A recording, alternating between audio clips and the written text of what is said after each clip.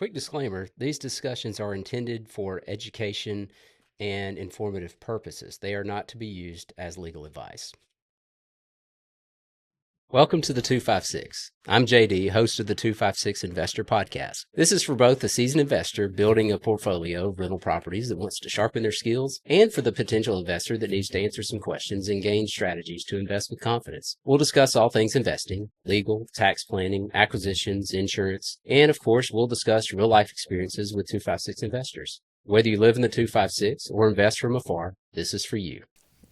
Welcome back to another show of the 256 Investor. I'm JD, here with Beau Cole today of Cole Auction. Beau, how you doing? Doing pretty good today. It's always good to see you. You're a long-time real estate investor guy here in Huntsville. You've been in this business a long time, right? You got my license at 18, like third generation. Was good. I got my son's the fourth, so he's working with me now too. Is that right? How old is he? 20. Okay. So you were born into this. You've never done anything else, right? Went to school at Alabama, got my finance and business degree. Thought I might do something for a little while and just kind of rolled back into the family business. Yeah. So growing up, what was that like being around? Was it your dad, your parents? Yeah, my grandfather started the business here in town in 1960. The story behind that was he'd run car dealerships. Before that, he was a mailman charging people 50 cents to ride from Huntsville to Gunnersville. You know what I mean? He knew how to make money. But yeah, he had moved to Rome with the family before I was here, and apparently my grandmother said she wasn't having it, moved back here, and he auctioned off his place in Rome. And the story goes, the auctioneer made more money than he did, so he goes, I'm getting the auction business. Okay. Came back here to Huntsville, that's where we started. All right, that's all it took. You are in a different business with what you do, auctions. What do you have to do to be able to auction off a property? You got to have a special license, right? Yes. To actually get an auctioneer license, it's not necessarily that hard. To get good at auctioning is hard. Mm-hmm. But yeah, if you're going to do real estate, you have to have a real estate license and an auctioneer license. That's in the other states as well. As far as you know, I've got Florida and Tennessee. I have to have a farm license, a real estate license, and an auctioneer license in those states as well.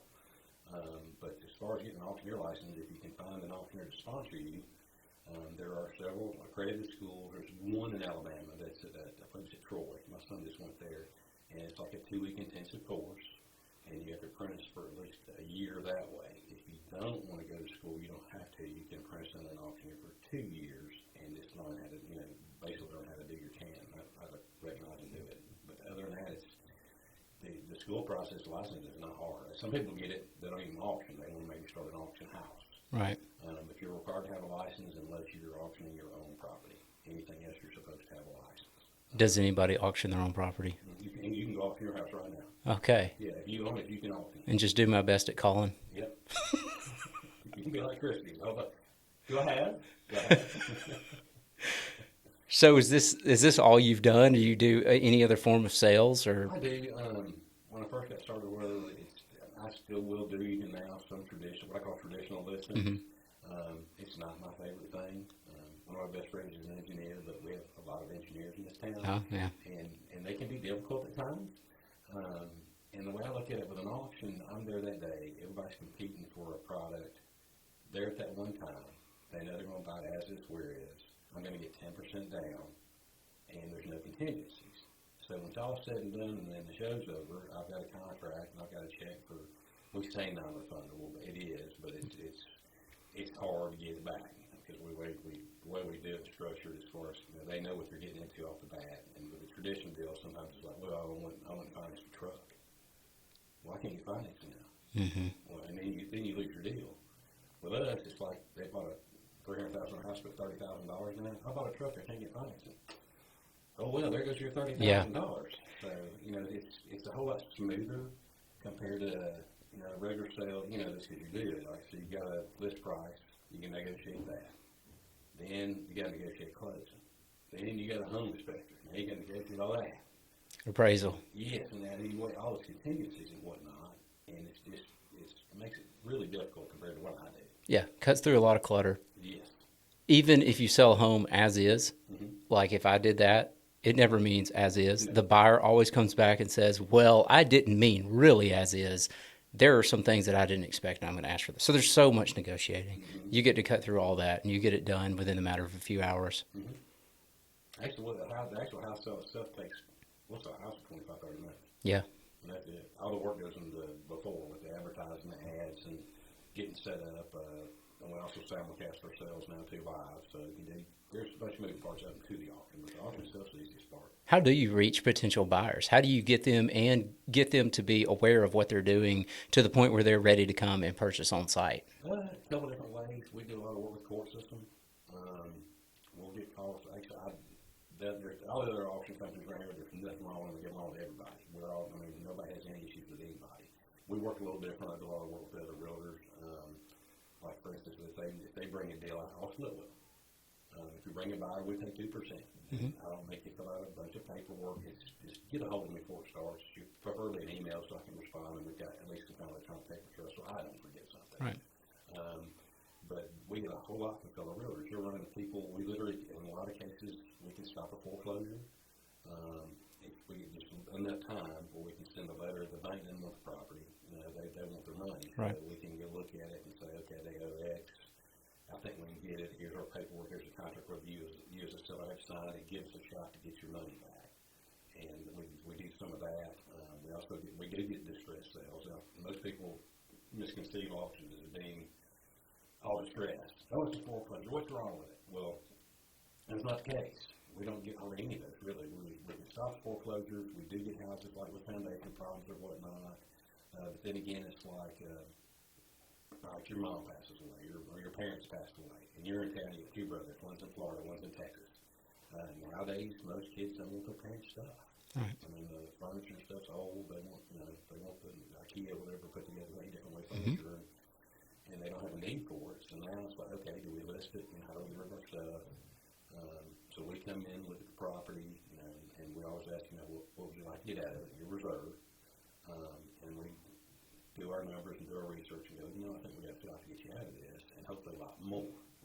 So at that point in time, then we can get rid of the real estate form and all the personal property, and then hold on the house. It's a timeline to it. So in other words, you might get a house that sells in 2 days, but then you get an estate or there might not be any money, it needs a new roof or the air's out or something like that. There's no money in the estate. Right. So there's not anybody, I know as realtors, we all want somebody to try to fix up stuff and, try to, well, display merchandise sells the best. So, but if they don't have any money, then they've got to do something that way. So that's another way we come in and get it organized, have a sale. And like I said, a client does get to set a reserve. We charge a buyer's premium. So with that buyer's premium, it's double incentive for everybody on our part of things is if I'm working for you and I don't get what you want, then I technically have work for free. I don't like working for free. I got all the experience I want. So, you're going to get our best advice on what we think we can get for something. And then the more I make you, the more I get to make. So everybody's happy. I put myself in the same boat as my sellers. Sure. What do you do with the personal property? How do you dispose of that? As a seller, you'll love this. Okay, so we'll go in. A lot of times, we've got a crew that goes in. I'll tell you a really wonderful story real quick, too. We have a crew that goes in a lot of times. My wife will do it sometimes. Chuck, my partner, we've got a crew that like girls that come in there and they'll literally go in there trying to clean it up, tag, inventory everything, box it up, try to throw away what we can. Sometimes we get hoarder houses and things like that. We just got done with one seller that took 5 40-yard dumpsters. There's a lot of expensive. 40-yard dumpsters. 40-yard dumpsters full of stuff. Just to get it cleaned up. That's a lot of trash. Just to get to the good stuff. Yeah. And we do all that too. That's part of it. Now it gets a little more expensive as far as we do have to pay labor for that. But one of the last ones we did, all right, so I jump all over the place. All right, so we go in there and separate everything out. A lot of times it goes into lots. So instead of me trying to sell you 1 box of dishes, I'm going to get a box of dishes, 2 boxes of coffee mugs, a box of silverware. I might have 10 or 15 boxes of kitchen items. Where I might sell them, if I was doing them separate, I might get $5 a piece. Well, here's 15 boxes. They'll give me $20, $30, $50 a man sold to move. Whoever buys them, they're responsible for them. They get them, they take them out. The funny thing nowadays is nobody wants a piano. Nobody, including me. I've had to dispose of a few of them, and yeah, I agree. It's expensive to get rid of them. Yeah. Well, so an auction what happens, and this is not so much fun for the buyer, but we sell everything that we boxed and tagged, and for the most part, people get all their stuff. But The last tenant we sold, the guy, we had $5. He went and picked up the bench and left. Oh. Yeah. So the new owner gets to inherit with those. Guess what you get? They close. So for an estate, it's easier. They don't have to go in there and clean all this stuff out, and if something's left, they don't have to take care of that either. You know, with it allied with a regular traditional sale, you know, you want your final walkthrough. Okay, there's a hole there. Right. You got to get rid of this piano. So you auction off the personal property first, and then you do the real estate? Yeah, we have to do the real estate first. Okay. We do the stake first, and then all this stuff will grow. Okay, so you sold the real estate, and all the personal property comes with it unless you can get rid of it. Yeah, so like, for instance, we just got done doing one the other day, and we got another one coming in 2 weeks. We've got actually a bunch of guns, handguns, long guns, shotguns, some silver coins, truck. That's in like 2 weeks. But, yeah, well, like, for instance, we'll sell your house. And in the meantime, we might have boxed up the entire house, and there might be, if it's really good stuff, there might be 150 or 200 lots. If it's just a bunch of hoarder type stuff, it might be in 10. You might be buying stuff by the ring. And Sure. so then we go sell all that, and then that's it. Okay. Sounds easy enough.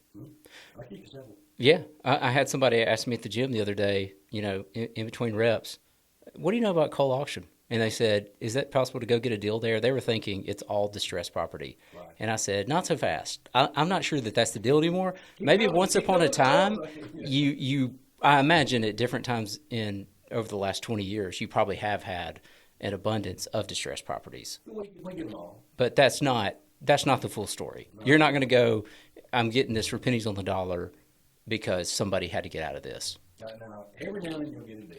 Right.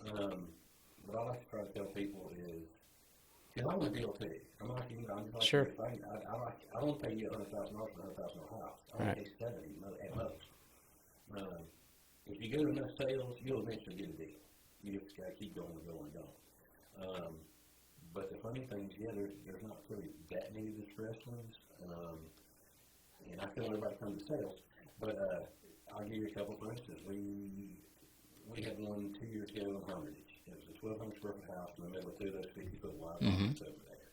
And the attorneys called us up. The guy's, you know, he's really bad shape. He's a nursing home. We got to liquidate all the assets to take care of him. So they called us up, and over there it's pretty pricey. So we're like, okay, you know, maybe we need 2 lots. We might take the house down. We might be able to get you for $4 and $4 or something like that. We sold it for $716,000. Wow. It didn't appraise. So of course not. Closed, and they were able to get their money. But yeah, there's a lot of cases where it happens. All it takes is 2 people that want something, and that's market price. You know, the others we had where we hadn't gotten, you know, exactly what we wanted, but usually my times were closed, and then what we do for the estates or the people working for us, like, we'll get a contract, get it signed, we make our announcements, you know, before we start, and we include them in the buyers know, you know, if we're closed, we'll write this stuff, the seller's going to get it, you know, 40 to 72 hours to, you know, affirm or reject this. And they'll go back and they'll look at it, and then, for instance, let's say it's off $20,000, but there's 10 heirs. That's $500 or what, $500 or whatever. Yeah. The very little piece right. of taking the deal. You know, the other side of that too is just when they don't go, it's because we missed it. Actually, we'll probably do about 100 a year. We'll sell about 85, and there's about 15 that we're wrong on. It just happens that way. But, still a good batting average. Oh yeah, no, I'm happy. It's like, I got to stay in business. Yeah. I got to eat. I was lost my train of thought. Well, I know a couple years ago, like I was still going to the courthouse steps, and there was nothing there. And they'd roll out 1 or 2 properties. I mean, literally, because there's not many people around here losing their homes. And the bidding war would start, and I would go, I can go get it cheaper just through the MLS. Just go looking at properties on the MLS, and I could here at these courthouse steps. It's not a deal. There's not saying names. There's 1 or 2 couples in town. I know who they are. If they want it, they're going to get it. They're going to get it. And they'll buy you out just to run you off. I think it just becomes an ego thing. I'm not going to let you get this, and I'm going to pay whatever. And so I think, you know, I'm sure at another time you will have more of the distressed properties. You can go get a deal. It's not happening really in our environment right here in Madison County. Yeah. You know, most of your consumers, they know what stuff's kind of going forward. You know, the analogy I like to use when I'm talking to people about, you know, when I'm talking about auctions in general, because most of them do think, oh, it's distressed. I will auction my property off. Well, I know a house is worth approximately $200,000. Or I like using this. If I put a $100 bill on the table, we know it's worth $100. Well, I'm going to give you $99 for it, because I still make $1. Sure. So the general public when you think about it, they're going to go, yeah, but I didn't start trying to buy from for 25. Right. And that's kind of how the auction principle thing works too. But it usually works quite well. You know, and then like I said, when it doesn't, we just have them that didn't go. I mean, what we did, I talked to the owners and said, look, if it would do, you know, we've got a real big discount on it. If they wanted us to keep this house traditionally to you know, was this on the right day for sale? So we tried it too. The story I was going to get to. So we just got done with an auction, and that house brought $25,000 more than we thought it'd bring. So the sellers were ecstatic. They had rough shape. Man's wife had passed away. He was, you know, kind of rough shape, and the house was in really rough shape. We had to help them. It took 2 dumpsters to help clean that one out, and we had to help fix the garage door, a few things like that. And while our ladies were in the house cleaning all this stuff out, they found over $16,000. In cash? In cash.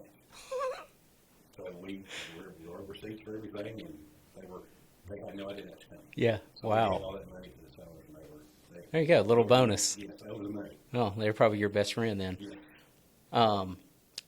So I know there are some distressed properties. You've seen hoarder houses, I'm sure. You've seen builders who kind of went under and had to unload some unfinished products and stuff like that. That's where you get some deals.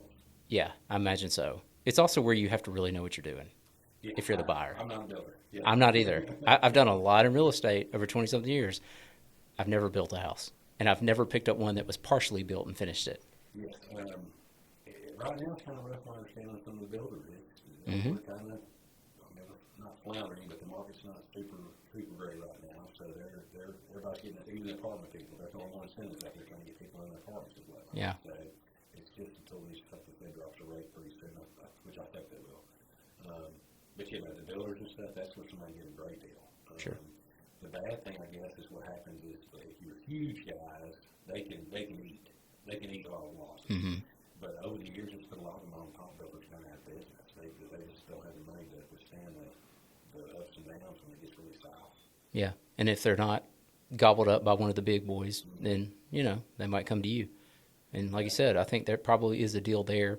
Try to take a little bit more risk as the buyer for most people, unless you have a specialized interest in that field. It's going to be a little bit more risky, but a little more reward too. Oh yeah, no, there's plenty of room in a lot of the deals. It's almost like sweat equity. I'm not. I can break anything. I'm not real good at fixing them.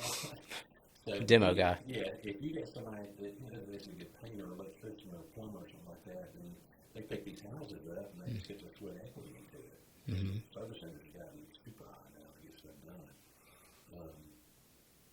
I think another misconception is that you're selling in really terrible locations, distressed properties, distressed locations. I see your signs all over the place in $400,000, $500,000, $600,000 neighborhoods. So absolutely not the case. No, we've had some from what's the subdivision on top of Gathers? Always the name of it. St. George, is up there, St. Charles. It's a gated community up there, $1 million homes. Mm-hmm. I've had some $1 million homes in Hampton Cove. I guess a year or so ago, down there off of, not Clinton, but Eustis and stuff over there. We sold, it was over $1.2 million for it was like a sixplex, bad shape. They're redoing it still, sixplex. So, yeah, and then we just sold, we just had one guy, he brought us 14 houses, one investor, older gentleman. He thought, look, I'm tired of dealing with this. They've been good to me, but I'm ready to cash out. So we had them all signed up for auction, but before we did, we had a few people we called, and we sold them all to one investor for $2.2 million. Wow. So, and then farms, and then we've had several well over $1 million farms and stuff like that. So, yeah, it's not just, now right now, I love getting $150,000, $200,000 houses. Sure. Because people can't afford to buy those. Right. But the larger homes can't be careful to sale. But yeah, I've done everything from Dairy Queens to auto parts stores. Haven't sold too many animals. We've done it a few times. We've got cows or whatever, stuff like that. But we found several more cannonballs in places before. I mean, I just never know what I'm going to get. Wow. I mean, you can find some really, really neat stuff, especially when you get into the ones that have, guns and coins, and, we get some really damaged toy stuff every now and then, something like that. Classic cars? Yeah, actually, some of those we just had done this year, earlier, I think it was the 38 Plymouth and the 66 Plymouth. Wow. And they both ran. Wow. They were in the garage, kept that, and this guy, that was hilarious. That guy had 3 warehouses full of stuff, and he just was into everything. He worked on motorcycles, he had Harley stuff, he had his cars, he had a couple of the slot machines. He turned 1/3 of his warehouse thing looked like a biker bar. He did the rallies or whatever, and we sold pinball machines, a beverage air cooler, pool table, shuffleboard table. He had band equipment in there. He had a stripper pole stage in there. It's a little bit. I thought I've seen a lot, but I think you'd put me to shame, the stuff you've seen. Do you know how many licensed auctioneers there are in Alabama? Not off the top of my head, I'm going to say, I can tell you this, I got my license, I'll date myself some, when I was in 91, is when I got my license, and my number's 1417. And one of my newer auctioneers got his license like 2 years ago, his number was 5205 or something like that. Mm-hmm. So there's not a lot of us out there. I know here locally, which I do also get along with everybody. You got Power Auction, Dana Cox Run, you got Craig Buchanan, he was a race summer with Southern Pine, I think now. Up in Tennessee, there's Van Massey. As far as real estate guys in our general area, there's a car building, Gunnersville. There's maybe 2 to 3 here in Madison County that do real estate, and in the surrounding counties, I'm going to say there's maybe 20 of us, something like that. But then you got your car auctioneer guys, you got your cow guys. You've got, the car cattle, you got just the general merchandise guys, that they, have an auction house. You go in there and they've got, they got an actual couch, they got Christmas stuff here, they go in there and sell everything, or consignment stuff. Saturday night auction. Yeah, Saturday night auction, exactly. That's something that every auctioneer handles a little different. Real estate guys, we're what I call slow. You got to be able to understand it when you're spending $300,000, $400,000. The car guys, it takes me a minute to. I'm like, whoa, so I got to get the numbers in, so it takes me a minute. But, like I said, it works out really well. Something else I guess I can say is I'm also certified to teach auctions to realtors. I don't get time to do it anymore. Okay. But the example I tried to use, because you brought up the stress and everything, as far as property goes, the example I use was teaching classes. Let's say a few years ago, $300,000 would get you a pretty decent house, and that's average cost. Yeah. So let's say you got a house in the market for $300,000 right now. You get an offer of $280, $285. You're not great, but your seller's going to sell it, and they say, okay, I'm going to pay. Well, they got to pay you a commission. I'm guessing that could be 3, 4, 5, 6, 7% or something like that. So I'm going to run this for old purposes only, whatever, no set rate. I'm going to set it roughly 6%. And, concessions to both sides as far as I can say concessions now, actually 230. I'm sure you know about that stuff. So, okay, there's that coming out. Well, they need you to pay closing. The buyer doesn't, they got a down payment, they can't afford closing costs. Oh, Lord, they're getting an FHA loan. You got to pay PMI, plus other stuff. Well, that's about 5% total. So now you're talking about, there's $12,000 or so there. 6% there, $15,000 or so. So 12, that's $18,000, and it needs a new unit or something. Right. So now you're talking about $30,000. So you went from $300 to $280, minus $30,000, you're netting $250. Well, I go to auction, I get you $255. Yeah. You make $5,000 more, and guess what? The buyer's happy. They're not paying $300. Right. But you still made more money. Yeah. Everybody wins. Everybody wins. Switching gears to your life as an investor, how early did you start investing in real estate? It took me when I first got started. My grandpa passed away when I was 21. So he passed away in 91. And my dad passed away was a lot younger. So when I first got out of school, it took me a while to know. I got my son's doing it right now. When you're in your 20s, early 20s, nobody looks at you and goes, I'm going to trust you to sell my biggest investment I've got in my life. So it took me a while to get my feet under me, to get enough money. But over the years, I started buying houses. It's probably late 20s. Okay. Finally had a little bit extra money, try to get into that. You were talking the other day, and I'm a holder. Yep. If I can get a good enough deal, I don't want to let it go. It's too hard to replace. Right. But it takes a while to get those deals. So obviously, you're in the business just like I am every day. How do you find them? How do you locate them? Do people come to you, or do you have your eyes open all the time, or does somebody call you, say, Beau, I've got something you might be interested in personally? A little bit all of it. The way it used to work out, I learned from some of my older guys, was you ride around neighborhoods and find out how tall the grass was. Uh-huh. You know, the grass is real tall, nobody's mowed in a while. There's a fire out there. You know, or is the tree or the little bush turned into a tree in front of the house? So somebody's either gotten older and they can't take care of their house, or it's empty. I still look around for stuff like that.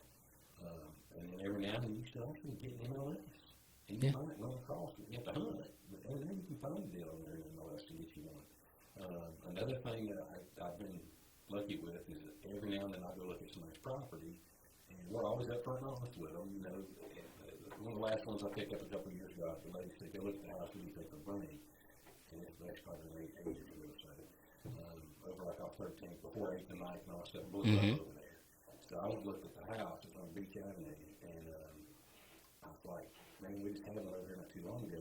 I can probably get you 55 or 60,000 for the house." I said, "I'd give you 45 right now." You know, but I'm in it to make money. I'm a realtor. You know, I have to say that. Right. It's good you need me right now. I was like, "Yes, ma'am." I said, "I can get you more at auction." "No, you didn't have it." I don't know.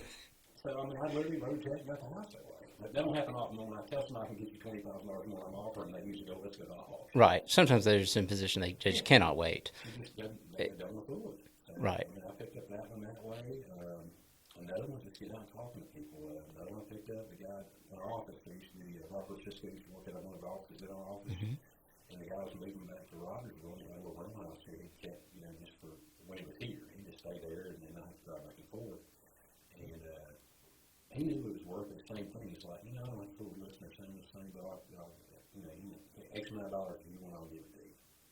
Sure. Yeah, absolutely. And then I bought some at auction. I mean, I go to other people's auctions. You know, if I know I'm getting a really good deal, then I don't mind. You know, I'll and something else that happened too that helps me on my side of things is another one I've gotten current I still kept right now is we had an auction and the deal fell through. So I was like, I talked to people and said, "Look, I'm interested. You know, I'll pay that too, or we can do another auction, or you know, we can go separate ways." And they said, "No, we'll do it." So I picked it on that way. Yeah, I think as long as you're upfront about it, I've done that. I've told them it may get this if you put it on the open market. It maybe get more than what I'm offering. Here's what I'm offering, but you do have a choice. I'm not going to coerce you into this or blackmail you. You have a choice to put this on the market, and you could gain X amount of dollars. Or you could sell it now if you really need to avoid some of the hassle you're going to go through to sell it. So, yeah, I don't think there's anything wrong with that, to pick up properties that way. Have you had to work a little harder since like 2021, 22 to find good deals? Oh, yeah. Are you going back to the, driving by property, see how tall the grass is now? I don't like to look for them, but if I'm out, I know. If you pass by a place on the way to work every day, on the way to the office, you might eventually stop by. Yeah, if I can see any kind of, like the grass or anything like that, I'll definitely try to get them that way. But it's you can't hardly get a deal. It's really tough. It's hard. Well, what we would call a deal today is not what we would call a deal 10 years ago. No. It's a totally different deal. You have to adjust your numbers. Well, back in the day, I got a house on McCullough, paid $36,000 for it. Yeah, and you're not going to sniff that for a third of the lot now. No. I mean, well, that's the other thing, too. It's even hard for me to adjust because the prices went so fast up. The stuff I'm used to, I could go over to Lakewood. Back in those were 4 or 5 years ago, I could go get a house in there for $85,000 to $100,000, Oh, yeah. something like that. And now I fix stuff over there every day, too. Oh, yeah. So it's hard for me to turn loose the money. I'm like, man, and then now with the rates up, as an investor, you're going, okay, I need to at least cover my payments and have a little extra to cover some little things might go wrong or something. Right. And right now, it's hard to do that. Well, it's hard to be an investor nowadays. If you've lived here for 15, 20, 30 years or longer, you can't really compare to what you did 10 years ago. It's just not ever going to happen again. No. So you've got to adjust your numbers. And I've done that. A lot of people just have a hard time doing that, and they've just sat on the fence for the last 5 or 6, 7 years, and they're waiting for prices to come down. Well, I don't think they're going to come back down to a level that some people are expecting them to. I don't know if rates are ever going to come back down. They're not ever going to come back down to what we had at 2.5%, 3.5%. I didn't ever think I got that in my lifetime anyway. Yeah, when I bought my first property 20 years ago, I got a 6 5/8% rate. Everybody thought that was the greatest thing in the world. They're all patting me on the back. This is amazing. You got such a great rate. I've never seen anything like this. And then, boom, they went down to 4.5, and they just kind of sat there for a long time. And I've got an investment loan right now at 3.6. yeah, it's amazing. Yeah, and you're never going to see that again. That's not paying it off. Right. That's too cheap to pay it off. Yeah. I mean, borrow money wise. Do you flip anything ever? Every blue moon. I had another one years ago. A friend of mine was a firefighter, and he had one. He needed some cash, and same time I went and talked to him. Oh, we can get the house, $55,000-$60,000. He goes, would you give me 45 or 50 right now? I'm like, are you sure? I'm like, yeah. So I bought it, and then I sold it. I did an auction, sold it a month later, and made $8,000. Yeah. Something like that. Rare opportunity, you'll do it if it's a no-brainer. There's a ton of money in there between. Yeah. I was like, I can make a little bit on that. But you're not waking up every day looking to go flip a property so that you can buy a rental or something like that. Yeah. No, like I said, I want some more rentals. My game plan down the road is, I'd like to have at least 10 totally paid for. And Yeah. Mailbox money. Yep. You get money coming in each month. It really doesn't matter how much business you do or not. Single family homes. I know a lot of people like commercial. Commercial's wonderful if you got a good tenant. I just know if you get a bad tenant or if you lose a tenant in a big commercial building, sometimes those things can stay vacant for a long time and they eat your lunch. But single family homes are great. Usually you'll get a bad tenant here or there, but a brick rancher or just a rancher 3-2, something like that, that's under 2,000 square feet, you get in the bind, you can turn them in. Mm-hmm. That's the easiest thing to sell. So you can keep them around, flip them, or plan them, whatever. Yeah, that's a good point. You've seen so many different properties with so many different issues. If you had to narrow it down to like your ideal investment property that you're going to buy and hold for a long period of time, what would that house be like? What would it be made of? What would it look like? How many stories? That kind of thing. 3-2 brick rancher. 3-2 brick rancher, preferably in the 1,600 to 2,000 square foot range. That's exactly what I would say. Yeah, I mean, well, a couple things that we would probably all agree on. I got a 2,500 square foot house. I got to get more rent for it. More roof to replace, more AC to replace, and then if they tear it up, it's going to cost me a lot more to get all the other stuff inside now. Right. Compared to more to paint, more to floor. Yeah. Yep. More of everything. And the rent's higher. So the smaller house, of course, you still get good rent money, but it's cheaper. So a younger family can afford it. And then if it does tear up, like the air conditioner's cheaper, the roof's cheaper, and I'm not shut down. I can keep going. Right. That's my favorite thing anyway. Just a small little 3-bedroom, 2-bath. If I get a brick ranch you can make money anywhere if you buy it right. Right. Or from other partners. So no matter what part of town it is, if you're getting it cheap enough, you'll be okay. But I always try to, if I can, school districts. If I get a pretty good school district, that helps me out too. Sure. You don't do any short-term rentals or? Actually, my wife does it. I don't like property management. I do not. I've got really good tenants and several I've got that I don't mind right now. But we do have a little Airbnb over in Clay. Okay. And it's basically right on the lake or whatever. So we'll Airbnb that. And I was like, she takes care of the VRBO and whatever the other one is that we use, something like that. So I turn that over. So you're completely hands off on that? Yes. Okay. But it's a good property doing well? Yes. Cash flowing? Okay, good. Do any multifamily or Section 8 or anything outside the box? You pretty much just stick to your single family? I stick to single family. I've got friends that is Section 8. And if you get a good person in Section 8, it's wonderful. But if you get a bad person, they can tear up a lot. And it can be a real nightmare. And some people know how to play games where they'll call up and they'll try to get you in trouble if they have torn up a light socket or something just to get at you. Things like that. But, there's a place for it. We've got, like some other friends, they just really go through people's applications really hard and make sure that they're getting somebody that they want there. Yeah. But, me personally, I don't mess with Section 8. Okay. I've had plenty of my own bad renters anyway over the years. So, do you handle all your own rentals, you and your wife, or do you hire that out to somebody? Right now, I'm taking care of mine because I've only got about 6. Okay. So, but I had a girl, and she was great. She was in it for me for a while, and then she moved to another position or whatever. But The only reason I'm doing mine now is because most of my tenants are long term. I'm under market, you know. Mm-hmm. I'm not going to raise the rates. They're good as gold. They don't call me. They don't place up. You know, it's not worth trying to get the extra money and then get a bad tenant for stuff. Yeah. So right now I've got all mine. I take care of them. But generally, no. I don't. Guess when stuff breaks? Sunday. Yeah. And guess who they call? Yeah. And there's nothing I can do on Sunday. So I don't like that. You made a good point about keeping the rates reasonable. I can't tell you how many clients will call me and say, I've been looking online, different websites, and I should be getting like $20, $30 more per month for my property. I'm like, well, we can risk it by demanding that person pay an increase. They might leave because there are options right now. There's a lot of inventory out there. And they may leave over $20 or $30 per month. And then you have a house that's sitting vacant for 2 to 3 months, probably going to have to repaint it, maybe make some flooring repairs and other things that we're going to have to fix. You're going to lose a lot of money to get $20 extra months down the road. The numbers just don't work out. And as many engineers as we have, they don't seem to be able to figure out this. We need to have good relationships with our tenants. We need to keep them at reasonable rates. I'm not saying you have to give it away and cheat yourself, but keep it at good rates that benefit both of you, because there's a lot of benefit to having a long-term tenant. Oh, yeah. Well, like I said, because if you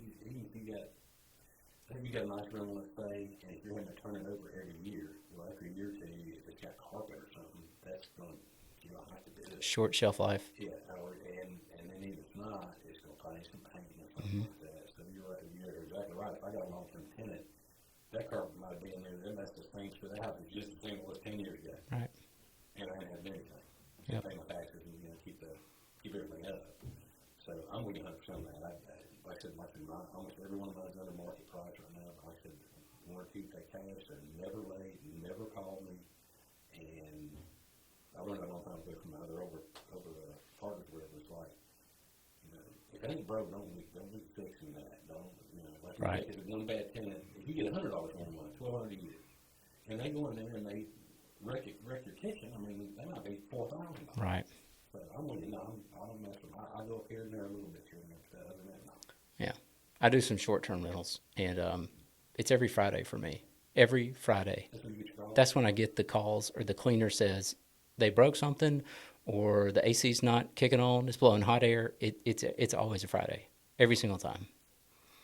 Everybody, it's like 4 o'clock or something like that. Yep. I'm not talking 9 o'clock on Friday morning. I'm talking time to go home on Friday night. Do you encourage your son to start investing at 18 years old? He's just getting his feet wet. It's going to take him a little while. It takes everybody. I'm sure you can. When you first get into real estate, you don't run around here and throw money in with it. No. You know, you got to get established, get some clients, something like that. But I believe, he likes the idea. He's willing to go collect rent and stuff like that. And my big incentive when I was younger was like, damn, I can make some money.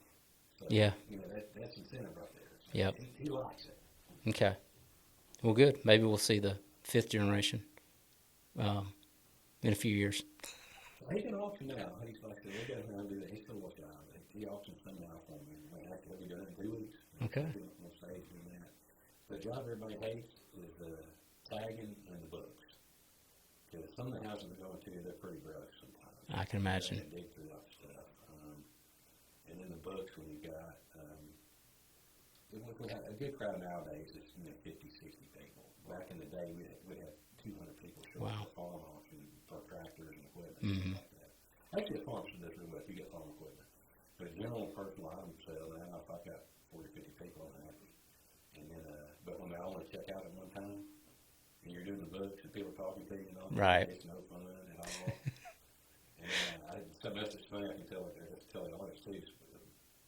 I said, a lot of the personal things we get, some of them are really cool, and you get some really good stuff. If you get a kid getting ready to go to college or something like that, go to the state office. You'll pick up 10 boxes of kitchen stuff for $40. It'll have dishes, mugs, silverware. You know, it's no above $1,000. Yeah, and you're not on the hook for anything else. Like you can just buy that one lot of whatever. One lot, okay. And then washer dryer, $100 a piece. You know, you might pick up a good one. Our old refrigerators, the old what I call it, the regular old runner bigger refrigerator, $125, $150 maybe. A real nice refrigerator might go $300 to $500. And then if they don't want the cardboard furniture, you know, some of the stuff is a little older, but really good hardwood, solid, cherry oak, all that stuff, dirt cheap. Better, $3,000 bedroom suit, $250. Oh, that's good to know. Oh, yeah. You just bring cash in hand? Cash, You don't, we take it cash or check. personal checks? Mm-hmm. Okay. We ran a problem with it, believe it or not, even when we get our down payments, we'll still take a personal check for that, as long as we can put it down within 24 hours, Yeah. 24 to 48 hours.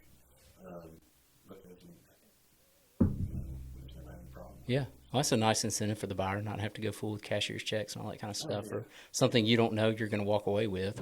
Oh, that was the other misconception I can say. All right, so you go to an auction, most people, they go, oh, $200,000. You got to have all cash.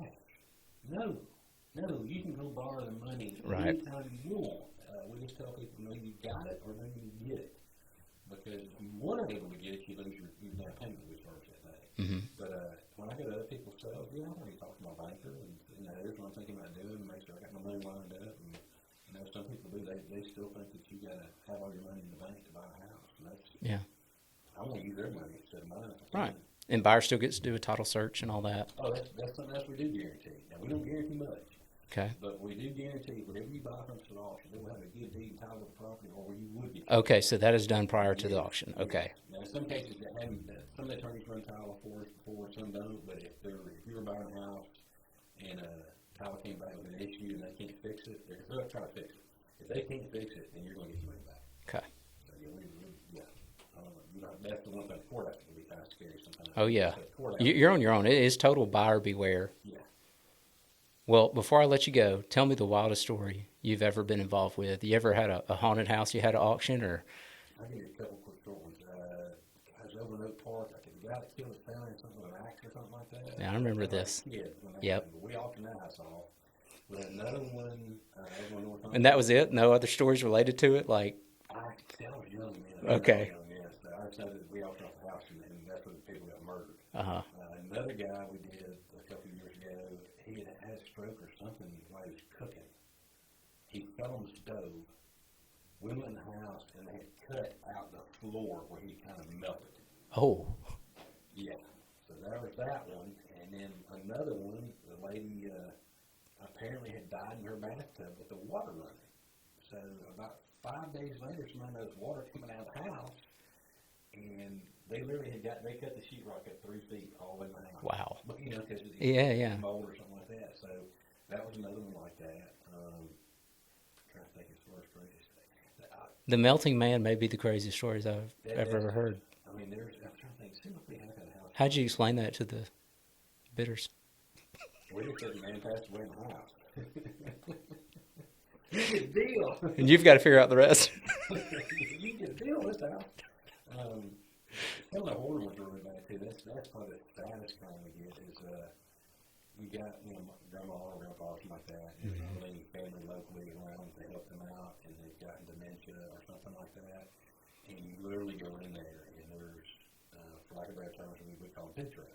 You just have a little narrow spot to get through the whole house because it's like a hoarder type thing too. You can't hardly walk through the house.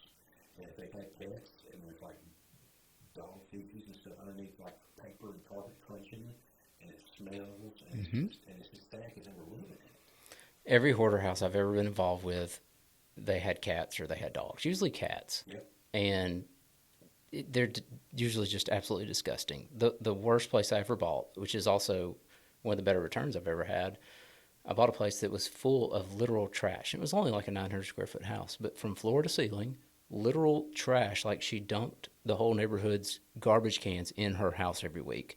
It was just crushed cans, bottle boxes, tissue, and the bathroom was completely covered up as well. Like it was floor to ceiling in the bathroom. She was still going in there.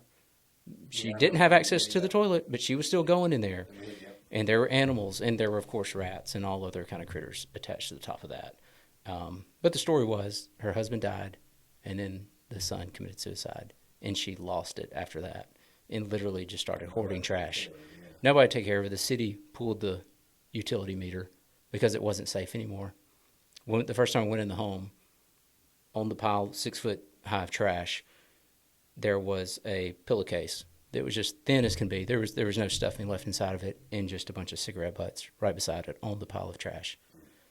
But I'm sure you've seen plenty of things like that. There's a lot of reasons people start hoarding, and yeah, they can go south pretty quickly.